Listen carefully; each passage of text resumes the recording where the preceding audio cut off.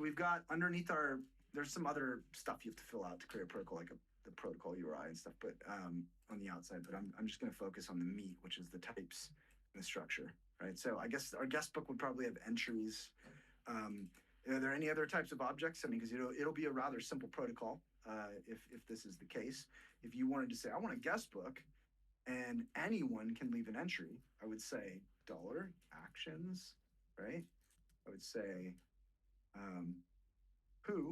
who do I want to be able to do this, right? And then I'd say I want anyone to be able to do this. What do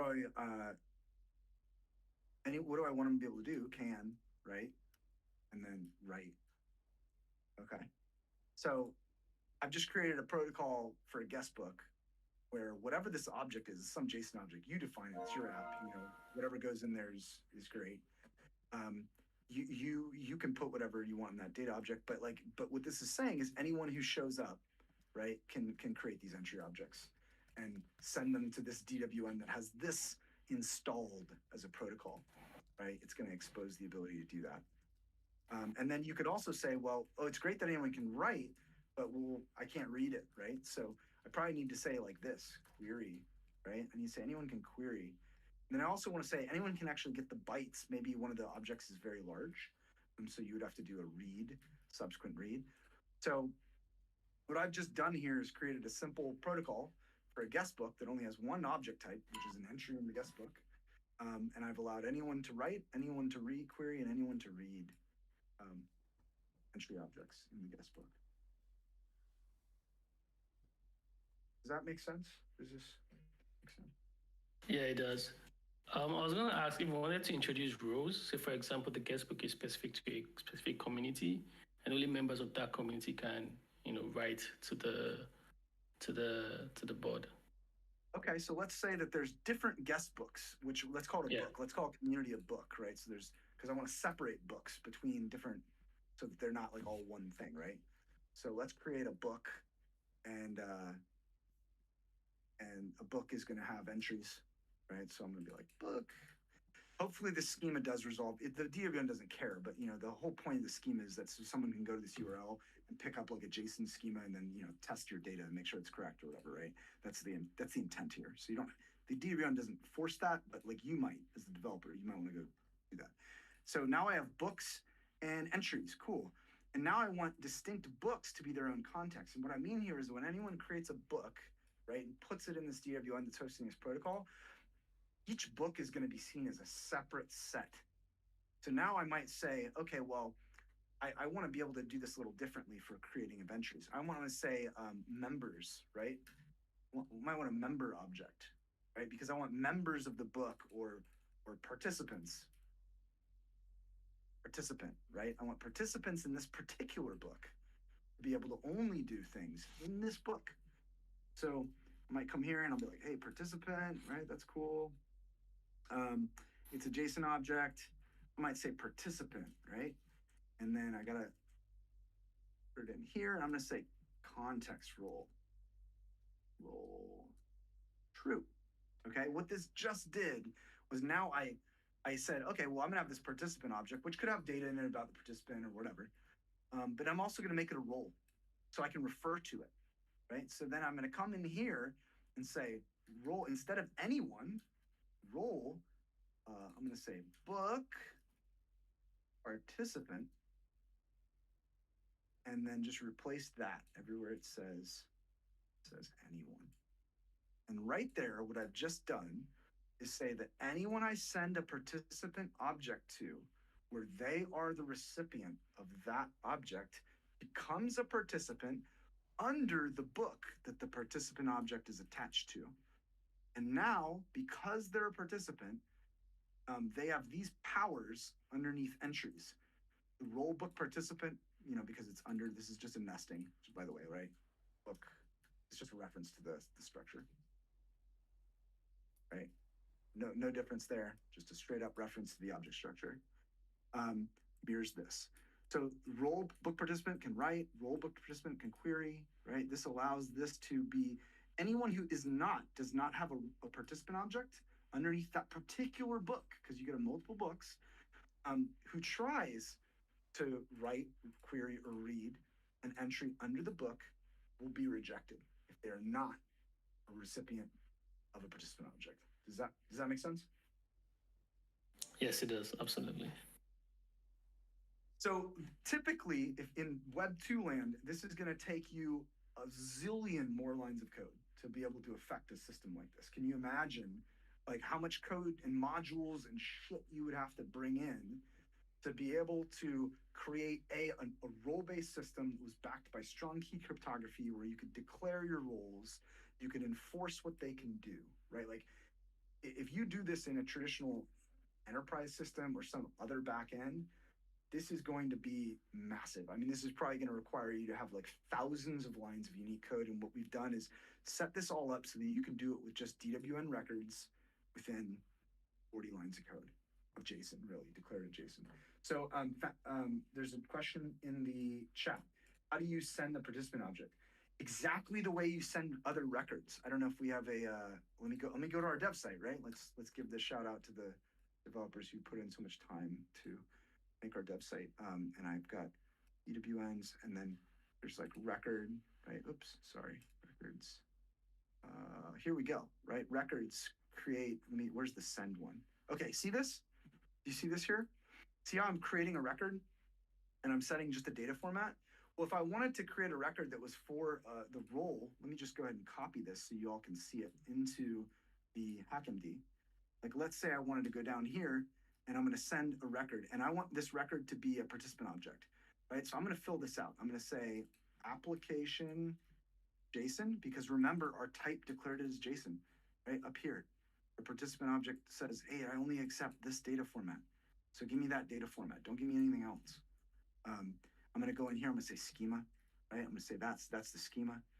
I'm going to go up here and say, this should have a property called protocol, and it should be like this. Okay, not schema, but protocol. The overarching protocol is that. Right, so I'm going to copy that. I'm going to put that down in my object. This is just DWN records. Same thing as always. They're just record objects, protocol, path.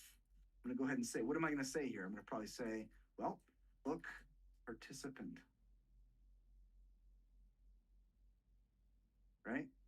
And then I'm going to have my last thing I'm going to do. I'm going to have parent ID. That's going to be the ID of the book record it's descending from, right? Like the particular book. So you're going to end up having parent ID, and you're going to also have context ID, and these are the same ID because the context, the books attached, the books are the participant is attached under book. It's its parent, participant parent of book. Book is also happens to be the context ID because your context ID is the top level object. Okay, so these are the same value effectively. And then the last thing you're going to do, recipient is going to be, recipient's going to be, let's say Bob, right? You're making Bob's DID, right? And then you're going to do this. You're going to send the record your own, DWN, right? Because you're the creator of this book, and all you're going to do is send that same record, right? The same record. You're going to send it to Bob's DID. Because he's the recipient, he is now made a participant, and he has that role. There's no special other APIs. It is literally just using the records interface to send people objects that are role type objects when they are the recipient and they gain the abilities. Does that help answer that? There's no other API. This is like we are making your data objects also the way that you affect roles.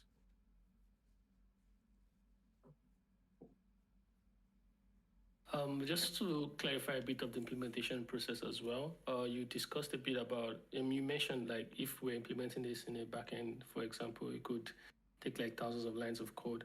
So to complete the experience, for example, if someone that is not a participant, maybe they get the DID for the book in whatever way, right? And they try to write to it, the best way to create the experience there, just to confirm, would be to like capture, to catch the errors and then provide like proper UX focused error messages to the user, right? Yeah, And like in your app, if yeah. someone it tries to read from a book that they're not a part of, Yeah. you know what I mean? Then you might they're gonna get an unauthorized probably. I think I forget the code or whatever, but it's unauthorized. I think. And you can pop back in UI and be like, hey man, you don't have access to that book. Yeah. You can ask the person who created the book, the community, whatever your protocol calls them, to add you, right? And then they can do that. And that's just all in UI land. That's just all in app land. However you want to go about that. Got you. Yeah, fundamentally send. That's it. All you do is send. Just send it off. It's almost like, just imagine like someone could send you an email, right? And then magically, because you got that email, now you can go do cool shit, like in their DWN. That's how easy we're trying to make this. You know what I mean? Yep.